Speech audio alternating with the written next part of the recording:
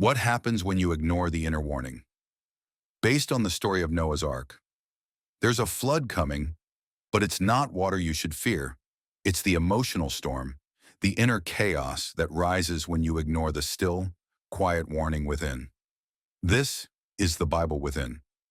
And today we enter the story of Noah, not to watch an ancient ark float across muddy waters, but to face the flood within ourselves. The story begins with a world filled with violence, corruption, and noise. But remember, this story is not about them. It's about you. The world is your inner world, your thoughts, feelings, motives. When your mind becomes loud, reactive, and ego-driven, when your inner world is filled with envy, fear, resentment, you are in the days of Noah, and the flood is forming, one thought at a time. But in the middle of the madness, a whisper, a divine instruction comes, not loud or dramatic, but quietly within. Build an ark. What does that mean? Metaphysically, the ark is a safe state of consciousness, a mental and emotional container strong enough to carry you through any storm.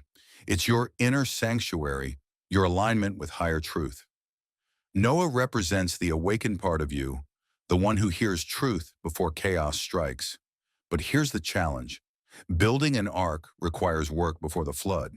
It's the inner preparation you do when everything looks fine on the outside, but something within tells you otherwise. Now let's be honest. When Noah started building, people thought he was crazy. Imagine your friends laughing at your inner work. Meditation, visualization, prayer, letting go of anger. That's not popular. That's not trendy. But Noah didn't listen to the crowd, because transformation often begins in solitude. You won't be understood when you begin building the you the world can't yet see. But the flood will come, and when it does, only your inner strength will keep you afloat. The flood waters rise.